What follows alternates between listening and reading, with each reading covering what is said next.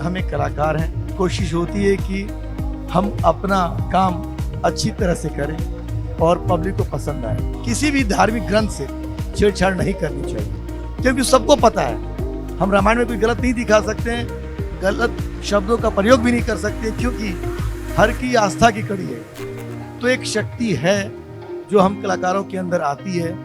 ये सब महादेव का आशीर्वाद है जो हम कर पाते हैं पब्लिक के बीच में। अब महादेव हैं तो महादेव क्या तोप बंदूक गोली लेके निकलेंगे वो दिखाएंगे हम कि कहीं से अच्छा लगेगा। अब राम जी हैं हमारे तो तीर ये थी, तो अब क्या वो लेके निकलेंगे बंदूक गोली कि मतलब ये है रावण, हनुमान निकलेंगे उसके गदा की जगह पर कुछ और लेके निकले। कहेंगे मॉडर्न जमाने में गोलियां चल रही है, तोप चल रही है, वो तलवार का जमाना गया, वो तीर का जमाना गया, तो हम ये दिखाएं लोगों को अच्छा लगे। नमस्कार, मैं हूं तुषार और आप देख रहे हैं सौगंध टीवी। आज हमारे साथ जो कलाकार जुड़े हैं, आज उनसे भी मिलवाएंगे और आप देख सकते हैं कि जो इनका किरदार है वो भगवान शंकर का किरदार निभा रहे हैं। उनसे बातचीत करते हैं और जानते हैं कि कितना अहम है रामायण में उनका पूरा किरदार। सर, कितना अहम है पूरे रामायण में आपका?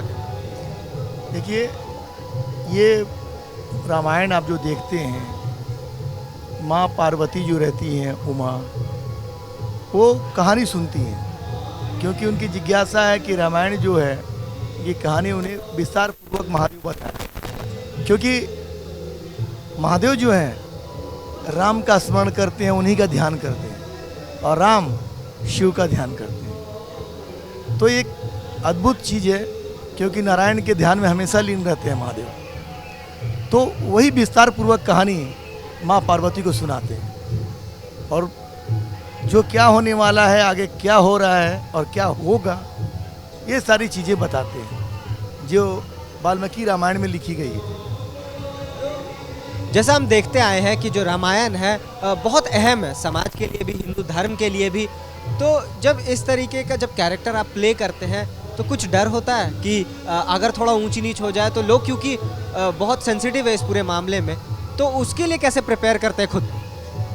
देखिए, हम एक कलाकार हैं, कोशिश होती है कि हम अपना काम अच्छी तरह से करें और पब्लिक को पसंद आए। रही बात रामायण, आप रामायण हो या महाभारत हो, उसे छेड़छाड़ नहीं कर सकते। अभी एक प्रभास की मूवी आई थी जो, हाँ, आदि पुरुष, मैं बता दूं, जो हमारी आस्था के साथ खिलवाड़ थी। मैं भी एक कलाकार हूँ, मैं मुंबई से हूँ, कई सीरियल मैंने की है, कई मूवी हमारी आ चुकी है, लेकिन मैं ये बात कहता हूँ कभी भी किसी भी धार्मिक ग्रंथ से छेड़छाड़ नहीं करनी चाहिए, क्योंकि सबको पता है हम रामायण में कोई गलत नहीं दिखा सकते हैं, गलत शब्दों का प्रयोग भी नहीं कर सकते, क्योंकि हर की आस्था की कड़ी है ये, और नयापन नहीं दिखा सकते। हाँ, उसी चीज़ को अच्छे तरीके से हम दिखाने की कोशिश करते हैं और अब प्ले करते हैं कि भाई पब्लिक को कहीं से ये नहीं लगे कि हमने कुछ गलत दिखाया या हमने कुछ गलत की, क्योंकि ये आस्था की चीज़ है और हमारी कोशिश यही होती है।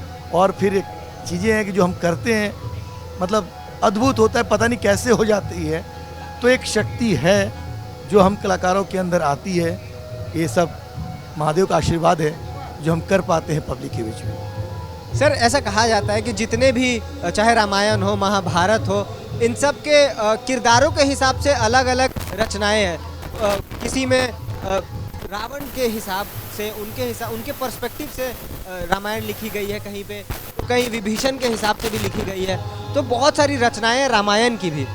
तो क्या आर्टिस्ट जो होते हैं जब वो किरदार निभाते हैं तो क्या उनका पर्सपेक्टिव किस तरीके का होता है? क्या वो जो प्ले करते हैं वो अपने जिस प्रकार से जो पहले लिखी गई थी उसी हिसाब से करते हैं या कुछ नया करते हैं?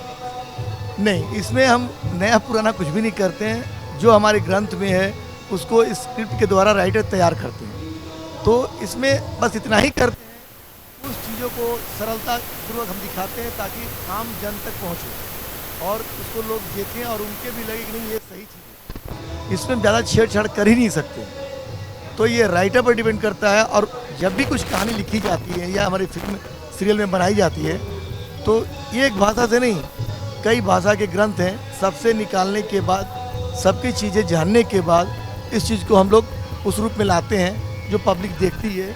क्योंकि अगर हम कुछ भी अलग दिखाएंगे तो भाई पब्लिक को पता है गलत मिलेगी, कल हमारे ऊपर क्लेम हो सकता है।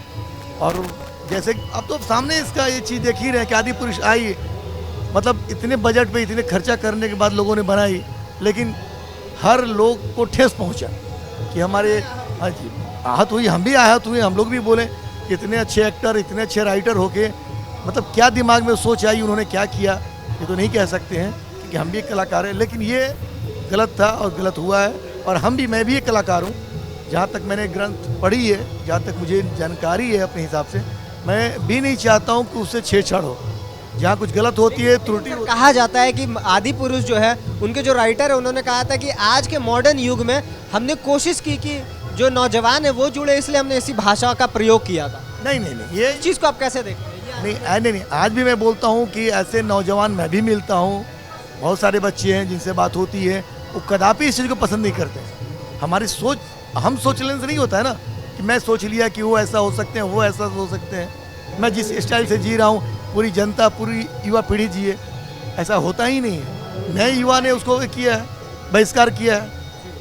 क्या हम मजाक करेंगे किसी धर्म से? अब महादेव हैं तो महादेव क्या तोप बंदूक गोली लेके निकलेंगे, वो दिखाएंगे हम? ये कहीं से अच्छा लगेगा? अब राम जी हैं हमारे तो तीर है ये थी, तो अब क्या वो लेके निकलेंगे बंदूक गोली कि मतलब ये है रावण, हनुमान निकलेंगे उसके गदा की जगह पर कुछ और लेके निकले, और कहेंगे मॉडर्न ज़माने में गोलियाँ चल रही है, तोप चल रही है, वो तलवार का ज़माना गया, वो तीर का ज़माना गया, तो हम ये दिखाएं लोगों को अच्छा लगे? ऐसा नहीं है, ऐसा कभी भी मैं नहीं कहूँगा। कोई कलाकार नहीं करना चाहता है चीज़ें, क्योंकि हमारे लिए धर्म सर्वोपरि है। हम हिंदुस्तान में हैं और हमारे यहाँ जो भी शिक्षा दीक्षा है, जो भी संस्कार हिंदुस्तान का है, वो कदापि नहीं मिटनी चाहिए और मिटेगी भी नहीं। क्योंकि मैं कई युवाओं से बात करता हूँ, उनको भी पुरानी पहले की चीज़ें अच्छी थी, और ऐसे नहीं हम अपने धर्म को, देश को बर्बाद कर सकते हैं ना। सर, कोई भी कैरेक्टर को प्ले करने के लिए रिसर्च कितना मायने रखता है? ये तो बहुत मायने रखता है भाई। आज हम लोग भी जो करने आते हैं, जब मैं पहली बार 2018 में आया था महादेव की भूमिका निभाने, तो मैं भी काफ़ी डरा हुआ था। एक कैमरे के पीछे करना और एक मंच पे सबके बीच में करना, मैंने काफ़ी बड़े बड़े संवाद देखे, तो मैंने बात भी किया उस समय कि भाई ऐसे ऐसे मैं नहीं कर पाऊँगा। मुझे लगा, मैंने अचानक मुझे टाइम मिला नहीं, 15 दिन में कैसे कर पाऊँगा। तो मैंने पहले महादेव की भूमिका सीरियल में भी की है, एक मूवी में भी की थी, तो सब कहते कि भाई आप कर लेंगे। तो फिर मैं उसकी तैयारी शुरू की, पूरे संवाद को देखा कि महादेव कैसे कैसे कहानी सुनाते हैं बीच में, क्योंकि वही सूत्रधार हैं। और मैं कुछ भी अगर गलत मंच पे बोलता हूँ, लाखों पब्लिक देखती है, तो फिर सबके आत्मा आहत होगी, ठेस पहुँचेगा। कल मेरे खिलाफ पेपर भी लिखा जाएगा, बहुत कुछ चीज़ें होगी जो मैं नहीं कर पाऊँ। तो मैं क्या, कोई भी कलाकार अपना परफॉर्मेंस देने से पहले, स्टेज पे आने से पहले, या कैमरा के सामने हो या मंच पर, हम लोग एक बार पढ़ते हैं, उसके बारे में जानकारी लेते हैं कि क्या क्या चीज़ें रह गई हैं, क्या चीज़ें नहीं लोगों को पता है। तो मैं भी जब आया तो मैंने बहुत कुछ चीज़ें खोज के निकाली कि महादेव क्या है, राम के साथ क्या उनका रहता है तार्किक, और राम के प्रति स्मरण क्यों करते हैं, ध्यान क्यों करते हैं, वो सारी चीज़ें मैंने पढ़ी। कुछ बुक से, कुछ अपनी माँ से जानकारी ली, क्योंकि मेरी माँ पूजा पाठ में ध्यान करती हैं, रहती हैं। आज जो कुछ भी हूँ मेरी माँ का दिया हुआ है, और बचपन से माँ पूजा करती थी तो मैं बैठ के सुनता था, कहानियाँ सुनाती थी, मैं सुनता था, तो बहुत कुछ उससे भी मुझे फ़ायदा हुआ। तो ये चीज़ें होती हैं। रामलीला से, अगर जो जनता देख रहे हैं आपको, रामलीला से जुड़े एक चीज़ जो आप उनको बताना चाहेंगे, जो सबसे बेहद खास चीज़ हो? कि मैं यही कहूँगा कि आप रामलीला देखें, सुने, समझें। केवल ये नहीं कि बस देखा सुना उसके बाद ख़त्म। आप देखिए तो इसमें समझिए कि श्री राम प्रभु मर्यादा पुरुषोत्तम क्यों कहे जाते थे। अपने बड़ों का आदर कीजिए।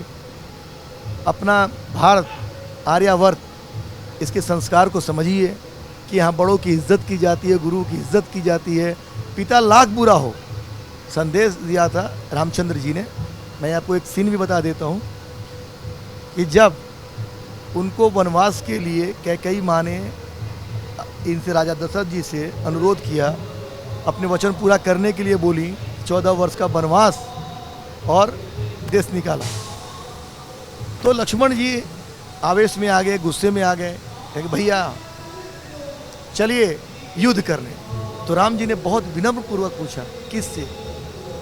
तो उस राजा दशरथ से, जो पत्नी मोह में आकर आप जैसे पुत्र को वनवास के लिए देश निकाला दिया।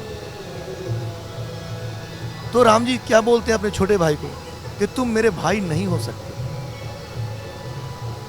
तो लक्ष्मण जी डर गए, क्यों भैया ऐसे बात बोल रहे हैं। फिर उन्होंने बोला कि पिता लाख बुरे हो, दुराचारी हो, दुष्ट हो, कुछ भी हो, पिता पिता है। अगर तुम अपने पिता की इज्जत नहीं कर सकते हो, अपने बाप की इज्जत नहीं कर सकते हो, तो तुम मेरे भाई नहीं हो सकते। और तुम्हारी पूजा कभी भगवान भी स्वीकार नहीं करेंगे, क्योंकि वो हमारे जन्मदाता हैं, कोई दुनिया दिखाने वाले हैं।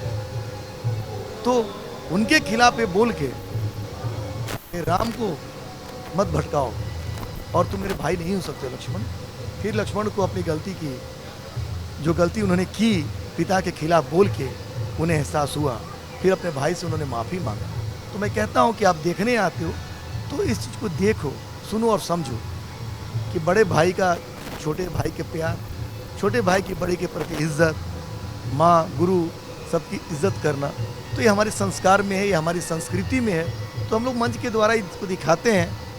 तो ये चीज़ें देखकर कुछ तो लोगों को ज्ञान होगा, तो कुछ अच्छे चीज़ें ले जाते हैं, कुछ बुरे चीज़ें पकड़ते हैं। तो हर तरह के लोग होते हैं, जिन्हें अच्छे रास्ते पे चलना होता है वो अच्छी चीज़ें सुनते हैं, और जिन्हें बुरे रास्ते पे जाना होता है वो बुरे चीज़ को पकड़ते हैं। लेकिन बुरे का परिणाम बुरा ही होता है, इसलिए अच्छाई के मार्ग पे चलिए और अपने देश का नाम रोशन कीजिए। शुक्रिया। तो ये थी हमारी बातचीत। जो किरदार निभा रहे हैं मनीष जी, जो है आज भगवान शंकर का किरदार निभा रहे हैं, और उन्होंने बताया कि रामायण क्यों ज़रूरी है, किस प्रकार से जो राम लक्ष्मण के संवाद के थ्रू उन्होंने समझाया कि क्यों बड़ों का इज्जत करना ज़रूरी है, छोटों को प्रेम भाव से रखना क्यों ज़रूरी है। आज के समय में तो इसकी ज़्यादा अहमियत बढ़ गई है, क्योंकि आज कलयुग में तो कई ऐसी घटनाएं हैं जो परिवार टूट रहे हैं, ये हमें ज़्यादा देखने को मिलते हैं। तो इसीलिए ज़रूरी है आज के समय में कि लोग रामलीला जैसे मंचनों को देखने आएँ और कुछ सीखें इससे, ताकि उनके घरों में भी जो फूट है, जो दूरी है, वो कल को ख़त्म हो जाए। और इसी तरीके के जो जितने भी किरदार होंगे हम सभी से आपको मिलवाते रहेंगे, और लव कुश रामलीला कमेटी में जितने लोग आएंगे हम सबसे आपको मिलवाएंगे, चाहे किरदार हो, चाहे चीफ गेस्ट हो। और ऐसी तमाम खबरों के लिए देखते रहें सौगंध टीवी। धन्यवाद। आप देख रहे हैं सौगंध टीवी, सौगंध वतन की।